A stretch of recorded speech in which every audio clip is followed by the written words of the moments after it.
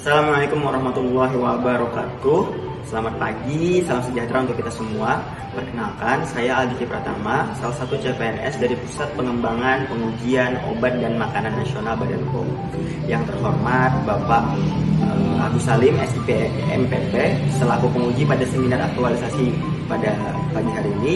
Dan yang kami hormati Bapak Dr. Kukuh Pamuji, SPD MPD MHUM selaku coach, dan yang saya hormati Ibu Dr. Hewan Enik Suwarni sebagai mentor. Pada pagi hari ini izinkan saya untuk menyampaikan hasil aktualisasi saya yang berjudul Pembaruan Data Informasi Ketersediaan Tikus pada aplikasi Invalabs sebagai upaya optimalisasi pelayanan kepada masyarakat melalui penyediaan hewan uji laboratorium. Ingin tahu hal-hal apa saja yang sudah saya lakukan? Yuk simak paparan berikut ini. Aktualisasi yang saya kerjakan terdiri dari 3 kelompok kegiatan, 1 perencanaan, 2 pelaksanaan, dan 3 pelaporan. Perencanaan aktualisasi dilakukan dengan berdiskusi bersama mentor setelah observasi lingkungan dilakukan. Tujuan dari diskusi ini adalah menyamakan persepsi terkait masalah yang ada di unit kerja dan mendapatkan persetujuan terkait solusi yang ditawarkan. Inti dari pelaksanaan aktualisasi yang saya kerjakan adalah meneliti kenaikan bobot badan tikus mingguan, dan kemudian menggunakan data tersebut sebagai data acuan untuk membuat pembaruan data tikus di Invalabs secara reguler, yakni sekali dalam seminggu, serta mengefisiensikan waktu penimbangan tikus di ruang pemeliharaan. Untuk mencapai inti tersebut, ada 3 langkah yang perlu saya lakukan. Yang pertama, melakukan pengamatan tikus di setiap kandang. Yang kedua, pelaksanaan penelitian kenaikan bobot badan tikus. Dan yang terakhir adalah melakukan penyapihan dan penimbangan tikus dengan metode sampling serta penginputan data tikus ke Invalabs. Saya akan jelaskan ini secara bertahap. Kegiatan pelaksanaan aktualisasi yang pertama adalah pengamatan tikus di setiap kandang. Untuk menentukan tikus mana saja yang akan diteliti, saya perlu tahu terlebih dahulu kapan tikus tersebut lahir. Waktu kelahiran tersebut akan saya gunakan sebagai dasar waktu penentuan penyapihan. Setiap tikus yang diteliti harus berusia 21 hari saat tikus tersebut disapih, agar terdapat keseragaman umur.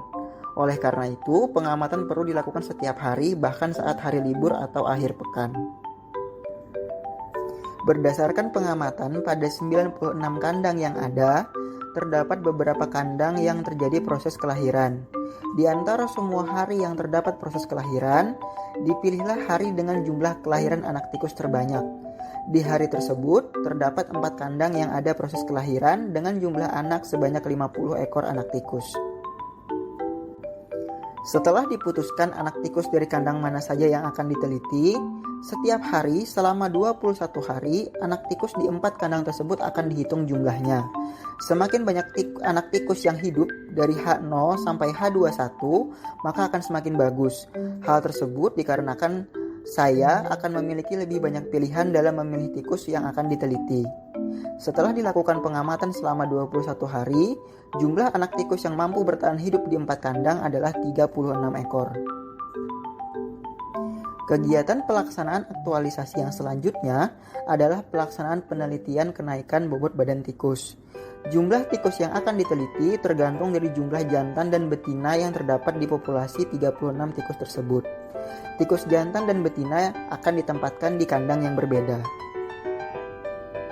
Jumlah tikus yang akan dikelompokkan dalam satu kandang untuk kemudian diteliti mengikuti pola pemeliharaan yang biasanya dilakukan, yaitu 8 ekor per kandang. Apabila penelitian menggunakan satu kelompok untuk masing-masing jenis kelamin, maka harus ada anak tikus sebanyak 16 ekor, yaitu 8 ekor jantan dan 8 ekor betina. Apabila penelitian menggunakan 2 kelompok, maka berlaku kelipatannya, yaitu harus ada anak tikus sebanyak 32 ekor dengan 16 ekor jantan dan 16 ekor betina. Berdasarkan pengamatan pada 36 ekor tikus yang akan diteliti, terdapat 15 ekor tikus jantan dan 21 ekor tikus betina.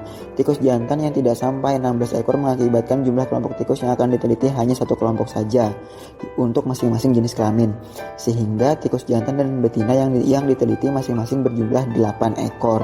Proses sampling 8 ekor tikus dilakukan pada keempat kandang yang ada menggunakan teknik purposive sampling. Teknik purposive sampling merupakan teknik pengambilan sampel dengan kriteria tertentu yang dapat dipilih oleh peneliti dan tidak dilakukan secara acak.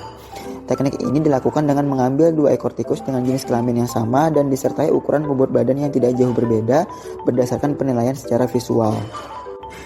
Setelah ke-8 ekor tikus telah dikelompokkan ke dalam satu kandang, semua tikus tersebut baik jantan maupun betina akan diberikan tanda di bagian punggung berupa simbol untuk menggantikan angka 1 hingga 8. Tikus jantan dan betina dari kandang A1105 diberikan nomor 1 dan 2. Tikus jantan dan betina dari kandang C1108 diberikan nomor 3 dan 4. Tikus jantan dan betina dari kandang C2202 diberikan nomor 5 dan 6. Serta tikus jantan dari kandang B2207 diberikan nomor 7 dan 8. Tikus jantan dan betina yang telah dikelompokkan dalam 2 kandang yang berbeda ditimbang setiap hari dari umur 21 hingga 35 hari. Setelah didapatkan data bobot badan harian, dilakukan penghitungan selisih antara bobot badan tikus hari ke-28 dengan hari ke-21 untuk mengetahui kenaikan bobot badan saat tikus berusia 4 minggu. Lalu dilanjutkan dengan penghitungan selisih bobot badan tikus hari ke-35 dengan hari ke-28 untuk mengetahui kenaikan bobot badan tikus saat tikus berusia 5 minggu. Ini adalah data kenaikan bobot badan tikus jantan dari umur 3 hingga 4 minggu dengan rata-rata 25,625 gram. Dan ini adalah data kenaikan bobot badan tikus jantan dari umur 4 hingga 5 minggu dengan rata-rata 41 gram. Ini adalah data kenaikan bobot badan tikus betina dari umur 3 hingga 4 minggu dengan rata-rata 22,875 gram. Dan ini adalah data kenaikan bobot badan tikus betina dari umur 4 hingga 5 minggu dengan rata-rata 33,75 gram. Data-data ini kemudian akan digunakan sebagai acuan dalam memperbarui data bobot badan tikus di Invalabs. Kegiatan pelaksanaan aktualisasi yang terakhir adalah penyapihan dan penimbangan tikus dengan metode sampling, serta penginputan data tikus ke Invalabs. Proses penyapihan dan penimbangan tikus dilakukan secara reguler sekali dalam seminggu. Menurut Ostadalova dan Babicki 2012, tikus dapat disapih pada umur 17 hingga 28 hari.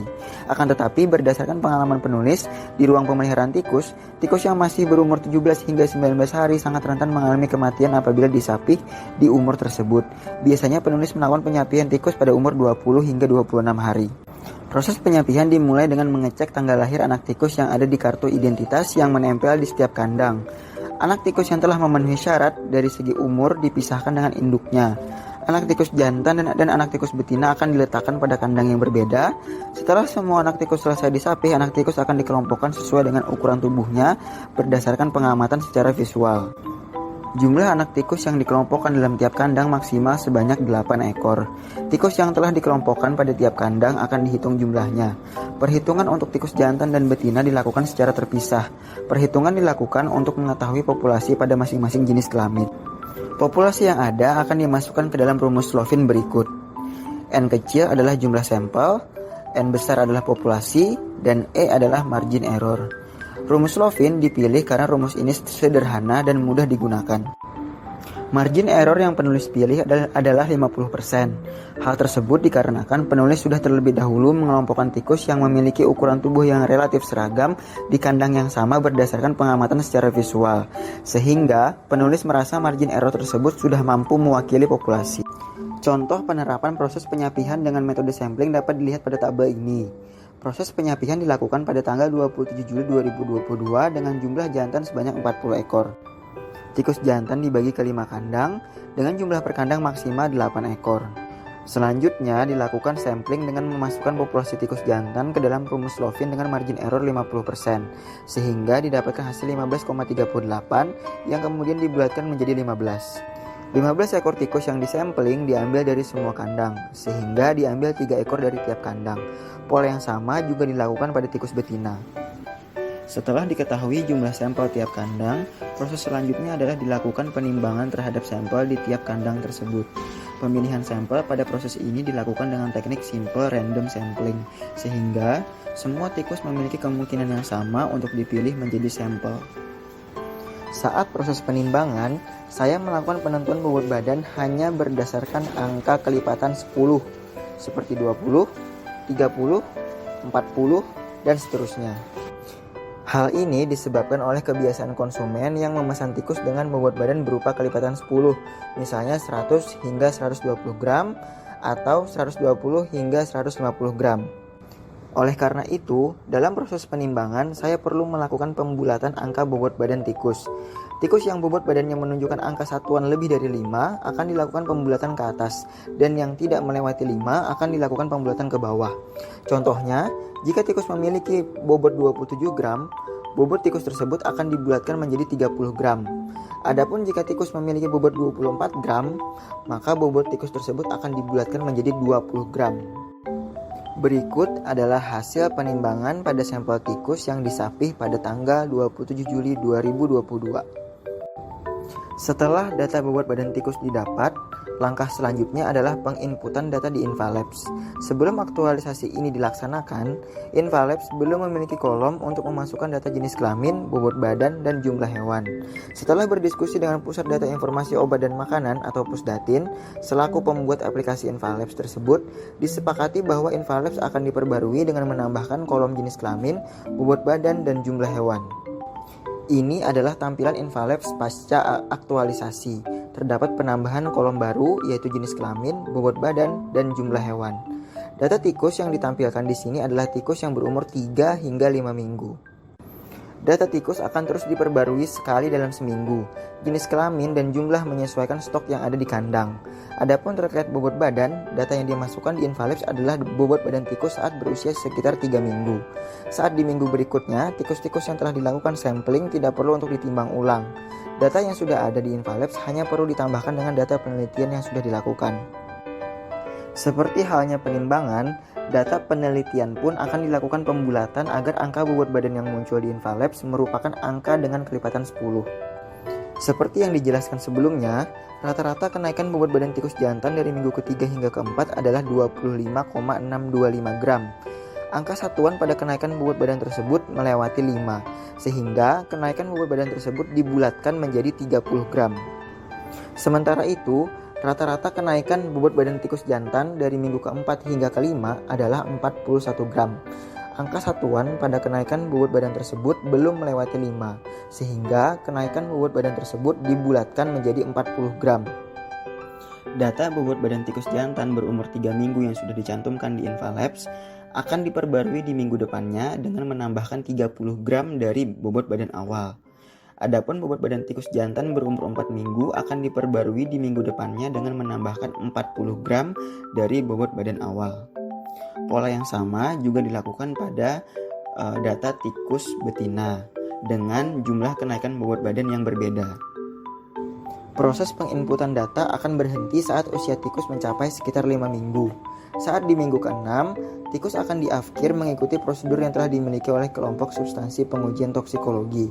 Proses penginputan data akan terus dilakukan secara reguler yaitu sekali dalam seminggu, seiring dengan proses penyapihan yang rutin dilakukan sekali dalam seminggu. Setelah pelaksanaan aktualisasi dilakukan seluruhnya, kegiatan terakhir dari aktualisasi adalah pelaporan. Penyampaian hasil aktualisasi dilakukan dengan menyampaikan data-data penelitian kepada mentor. Hal tersebut bertujuan agar mentor dapat mengetahui dan memahami hal-hal yang sudah dikerjakan. Setelah konsultasi selesai dilakukan, penulis mempersiapkan diri dengan menulis laporan beserta tugas presentasi dalam bentuk video seperti yang Bapak, Ibu, dan teman-teman lihat pada hari ini. Aktualisasi saya tentu tidak lepas dari nilai-nilai berakhlak. Terdapat 5 nilai berakhlak dalam perencanaan aktualisasi. Yang pertama berorientasi pelayanan, kedua akuntabel, ketiga kompeten, keempat loyal, dan kelima adaptif. Dalam fase pelaksanaan aktualisasi terdapat 6 nilai berakhlak, yaitu berorientasi pelayanan, akuntabel, kompeten, loyal, adaptif, dan kolaboratif. Adapun saat pelaporan aktualisasi, terdapat 4 nilai berakhlak, yaitu akuntabel, kompeten, loyal, dan kolaboratif. Di akhir video ini, saya akan menyampaikan simpulan dari kegiatan aktualisasi saya. Yang pertama, kegiatan aktualisasi ini telah berhasil dilaksanakan. Yang kedua, kegiatan ini ada sebagai hasil dari pencarian solusi terhadap salah satu permasalahan di unit kerja. Yang ketiga, kegiatan ini diharapkan menjadi wujud nyata penerapan core values ASN berupa berakhlak di unit kerja. Adapun rekomendasi yang dapat saya berikan adalah yang pertama, sebaiknya dilakukan penelitian kenaikan bobot badan lanjutan dengan jumlah sampel tikus yang lebih banyak. Yang kedua, perlu adanya fitur nomor antrian di Invalabs. Dan yang ketiga, perlu adanya keterangan sold out di kolom stok tikus yang telah ditujukan untuk konsumen tertentu.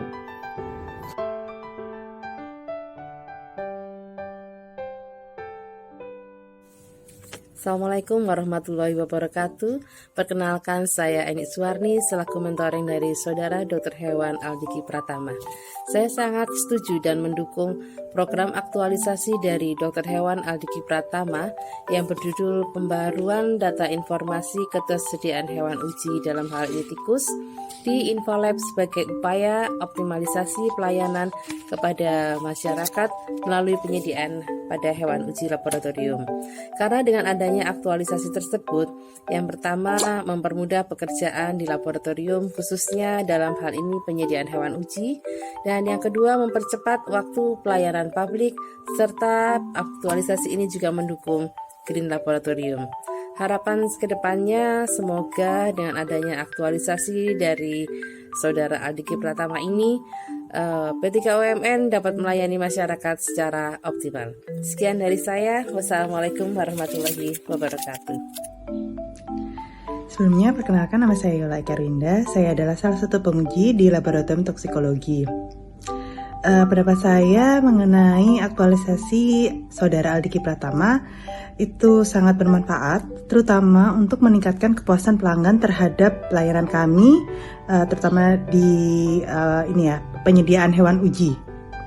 Jadi kalau sebelumnya itu penyediaan hewan uji itu sudah kami lakukan melalui website Invalabs, tetapi tidak ada informasi terkait umur, bobot badan, dan ketersediaan hewan uji tersebut.